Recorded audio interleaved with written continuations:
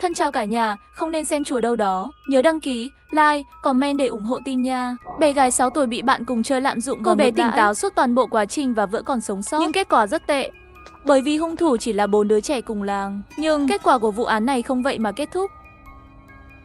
Nó có sức mạnh bền bỉ hơn chúng tôi tưởng tượng rất nhiều. Nạn nhân của vụ án này tên giả là Lưu Ân Ân, nằm trên giường bệnh 1 năm mới xuất viện. Phần còn lại của cuộc đời cô bé rất có thể cần phải treo túi nước tiểu để sống. Mà hung thủ đều dưới 14 tuổi, chỉ bị kết án không xử phạt hình sự. Tất cả nhanh chóng rời khỏi làng. Như thể ngoại trừ cô bé bị hại, không ai thực sự bị tổn thương. Nhưng rất sớm thương tổn lại xuất hiện. Đội điều tra tội phạm thành phố Đồng Nghiệp có một vụ án mạng cần phải xử lý trên toàn thành phố. Đến xử lý vụ án là đội trưởng Giang và cảnh sát Hồ. Cả hai đều là cảnh sát hình sự giàu kinh nghiệm, rút kinh nghiệm từ các cuộc trao đổi trước đó. Thành phố của họ có một vụ giết người khủng khiếp. Gia đình nạn nhân 3 người bị đóng cửa. Cha Lưu Cương, mẹ Lưu Thục Mai, cậu bé 10 tuổi Lưu Tử Nghị đều bị rớt. Phương thức phạm tội của hung thủ rất ác. Mỗi nạn nhân có không dưới 20 vết dao. Trong cơ thể còn phát hiện thuốc gây ảo giác. Sau khi kẻ giết người đánh thuốc mê họ, đâm họ bằng dao. Không chỉ vậy, thi thể của một gia đình 3 người được đặt gọn gàng. Hiện trường vụ án đã được dọn dẹp sạch sẽ, không dấu tay, không giày, không tóc, không có bằng chứng gì cả. Cảnh sát chỉ có thể từ các mối quan hệ của nạn nhân tìm manh mối. Sau đó phát hiện 2 điểm. Gia đình nạn nhân mới chuyển đến khu vực này được vài tháng. Đây cũng là lý do họ không có người thân, hắn bạn bè ở địa phương. Thứ hai, nạn nhân Lưu Tử Nghị hơn 1 năm trước bị mắc kẹt trong một vụ án ác độc. Đúng vậy, đó là vụ án của Lưu Ân Ân. Trường hợp cố ý gây thương tích cho trẻ vị thành niên, rất rõ ràng là giết người trả thù. Thêm vào đó, nạn nhân từng là thủ phạm. Vì vậy, mặc dù không có bằng chứng, đội trưởng Giang cũng rất tự nhiên liền nghi ngờ đến cha mẹ của Lưu Ân Ân là Lưu Chí Hùng hoặc Diệp Thanh Nga. Cho nên tôi dẫn theo đội trưởng Giang và cảnh sát Lưu đến nhà Lưu Chí Hùng. Nhà Lưu Chí Hùng là một ngôi nhà gạch bùn trong làng. Điều kiện nhà không tốt, sảnh hơi bẩn. Bản thân Lưu Chí Hùng tóc rất rối, râu của anh ấy không cạo, mắt vô thần trông rất mệt mỏi. Đối với chuyến thăm nhà của chúng tôi, anh ấy không thể hiện bất kỳ sự kháng cự nào. Sau khi chúng tôi ngồi xuống, chúng tôi không trực tiếp bày tỏ ý định nhưng Lưu Chí Hùng lại một mực nói hết những khó khăn của mình. Dù là tiền bạc hay thời gian, anh ấy rất thiếu. Trong 1 năm chăm sóc con gái, hắn không thể làm việc. Ngay cả sau khi xuất viện, cũng vì các loại khó khăn nên không thể tiếp tục đi làm. Tệ hơn nữa là người vợ Diệp Thanh Nga từ lâu vì không thể chịu đựng được cuộc sống như vậy, đã bỏ họ đi. Cho đến nay không có tin tức gì. Hiện tại trong nhà chỉ có anh ta đang chăm sóc con gái Lưu Ân Ân. Mặc dù Lưu Ân Ân đã có thể đi bộ trên mặt đất, nhưng cô bé không khỏe vì trạng thái tinh thần, được bác sĩ chẩn đoán là tự kỷ nặng. Khi nói điều này, Lưu Chí Hùng còn tìm ra giấy chứng nhận y tế. Ngoài chẩn đoán bệnh, bác sĩ cũng đề nghị trong thời gian ngắn ít để Lưu Ân tiếp xúc với người lạ hơn. Vì vậy, hầu hết thời gian đều ở trong phòng của mình. Điều này đã xua tan ý nghĩ muốn đến thăm Lưu Ân Ân của tôi, bởi vì cuộc lời nói phủ đầu của Lưu Chí Hùng tuy rằng không trực tiếp nói vụ án Lưu Tử Nghĩa bị diệt môn không phải do anh ta, nhưng tôi vẫn hỏi có nhân chứng nào có thể chứng minh anh ta luôn ở nhà không? Kết quả là có. Bởi vì anh ấy mỗi ngày đều phải hàng xóm bên cạnh đi mua thức ăn, cho nên hắn không có thời gian đến thành phố bên cạnh phạm tội. Sau đó chúng tôi tìm thấy người hàng xóm là một lão bà hơn 70 tuổi tên là Giang Kiến Minh. Mặc dù tuổi tác rất lớn, nhưng thân thể hắn vẫn khỏe mạnh, tinh thần đều rất tốt. Giang Kiến Minh cũng đưa ra lời khai có lợi cho Lưu Chí Hùng, thậm chí còn lấy ra một sổ cái nhỏ.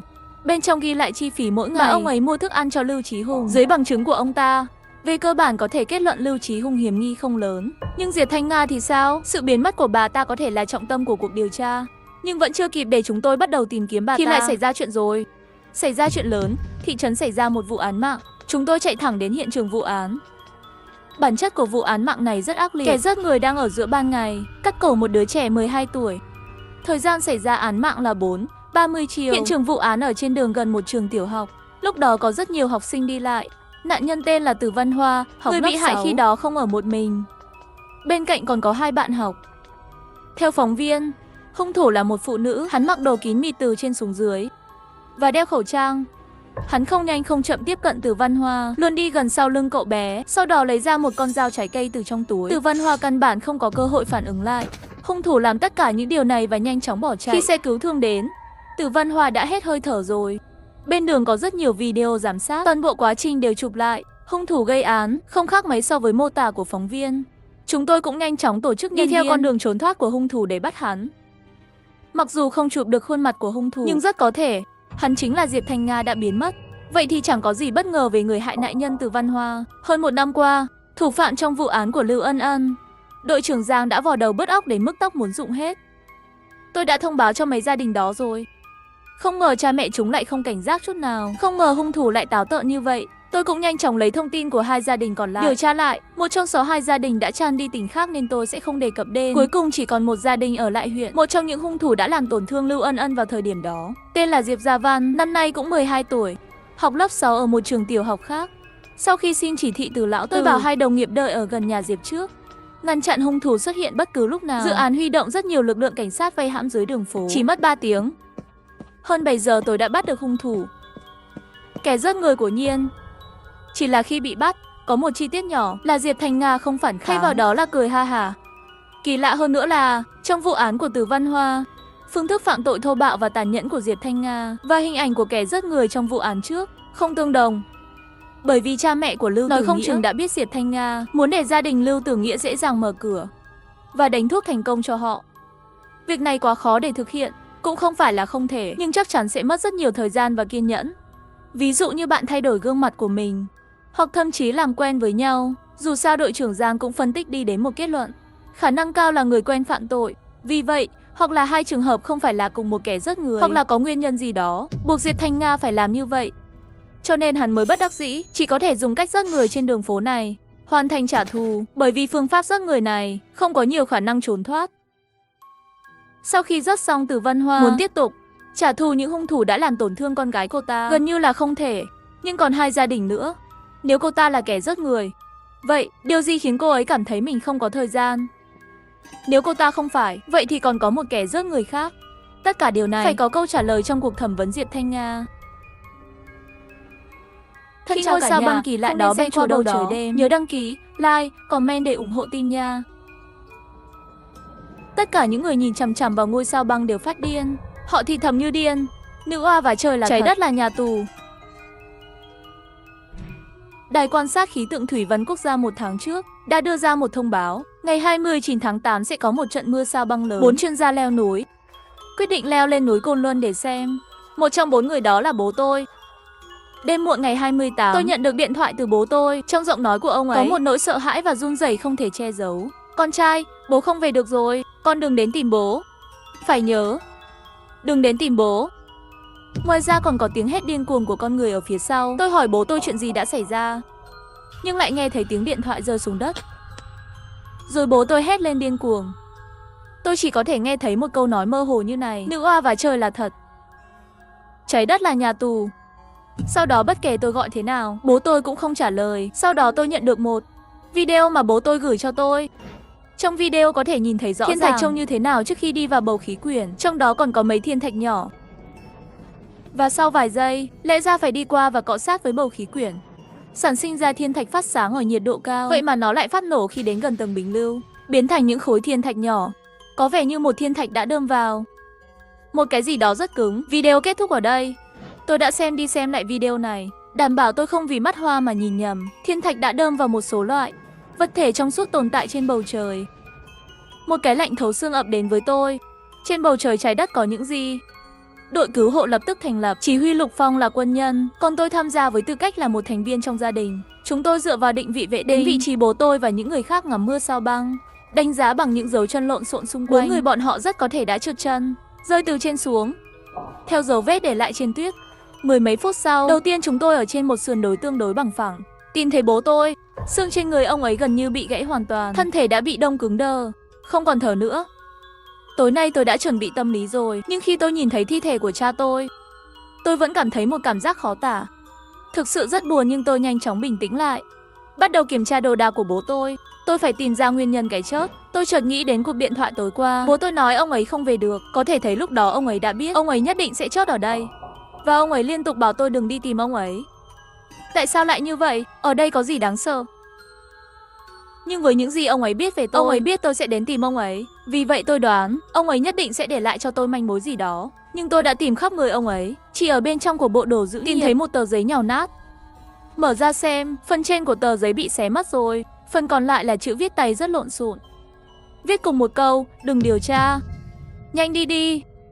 Hơn nửa tiếng sau, đội cứu hộ mang theo 2 thi thể và một người đàn ông bất tỉnh đã trở lại. Người hôn mê mang theo chứng minh thư. Hắn tên là Ngụy Uyên, một trong 4 người mất tích.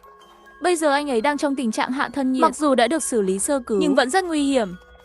Chúng tôi lập tức lên trực thăng quân sự, đến Bệnh viện Nhân dân Khắc Châu với điều kiện tốt hơn. Trên đường trở về, tôi nghe thấy tiếng máy bay chiến đấu xa. Lúc đó tôi không hiểu tại sao chuyện này lại làm phiền máy bay chiến đấu. Ngụy Uyên được đưa vào phòng cấp cứu ngay lập tức. Anh ấy đã được cứu cũng đã tỉnh lại, nhưng lại bị điên rồi. Hắn đang ở trong góc phòng, đưa tay ôm đầu, bất kể người ta hỏi gì, hắn dường như không nghe thấy, chỉ là miệng nhanh chóng nói những lời nghe không hiểu. Bất đắc dĩ tôi cầm điện thoại lên trước mặt Ngụy Uyên. Đồng chí, đây là video tối qua quay lại. Các anh dò cuộc đã phát hiện gì trên đường đi? Sau khi xem video, anh ấy thực sự đã đấu tranh quyết liệt, dường như là muốn phá hủy điện thoại di động. Hắn phát ra một tiếng hét cực kỳ chói tai. Nữ oa thật sự đang bảo vệ chúng ta, đừng có điều tra nữa, đừng đi tìm sự thật. Bác sĩ liền tiêm cho anh ta thuốc an thần. Tất cả chúng tôi đều sợ hãi bởi hành xáo của anh ta. Tôi lại nghĩ đến tờ giấy bố để lại. Ông ấy cũng muốn ngăn chúng tôi điều tra sự thật, mà sự thật này dường như có liên quan đến tích nữ oa và trời. Chúng ta đều biết nữ oa là một vị thần tiên thượng cổ trong truyền thuyết. Nữ oa và trời là bởi vì bầu trời bi thủng một lỗ dẫn đến lũ lụt. Nhưng chuyện cổ tích đều là hư cấu, căn bản không thể có cái gì gọi là vá trời được. Vậy thứ bị thiên thạch đâm trúng trong video có thể là cái gì? Khi tôi nghĩ về nó, Lục Phong Châu Lê với một khuôn mặt bình tĩnh, anh ấy có tin tức mới nhất. Đó là các bộ phận liên quan tiến hành điều tra dựa trên vị trí của video. Trong màn hình của khu vực đó, phát hiện một vật chất trong suốt bất thường, bằng khoảng lòng bàn tay của người lớn. Sau khi mọi người nghe được tin tức này, thần sắc liền khác nhau, có sợ hãi, có hứng thú, một số lại không biết phải làm gì. Mặt các nhà vật lý ở đây trắng bệch ngay tại chỗ. Họ bị loạn choạng 2 lần và hét lên: không thể nào! Theo như hình ảnh trong video, dựa vào khoảng cách, khu vực ngăn chặn thiên thạch ít nhất là 200 mét vuông mới đúng. Lục Phong vẻ mặt nghiêm trọng gật đầu. Bởi vì hiện chưa rõ thành phần cụ thể của chất này, cũng không biết nó sẽ có tác dụng gì. Vì vậy, các bộ phận liên quan quyết định ở vùng đất không người dưới đỉnh Cửu Biệt xây dựng trạm nghiên cứu khoa học tạm thời. Sau đó, tất cả mọi người, tất cả đều đã ký thỏa thuận bảo mật thông số kỹ thuật cao nhất, đã đi cùng nhau đến trạm nghiên cứu khoa học được xây dựng tạm thời dưới núi Cửu Biệt. Nhà tâm lý học Chu Văn Lễ sau khi hiểu rõ tình hình, quyết định tiến hành trị liệu thôi miên cho Ngụy Uyên. Sau khi vào trạng thái thôi miên, Ngụy Uyên dần dần nhớ lại chuyện ở trên núi Cửu Biệt, toàn bộ câu chuyện của chuyến đi. Hóa ra đám người Ngụy Uyên cũng giống như cha, tất cả đều là cựu chiến binh và tất cả đều tham gia vào cùng một hoạt động bí mật. Nhưng đối với nội dung cụ thể của hoạt động đó, ngay cả khi bị thôi miên cũng không tiết lộ một chút nào. Theo lời anh ta, lần này hành động trên đỉnh, nó được bắt đầu bởi cha tôi, mục đích tìm kiếm nữ oa.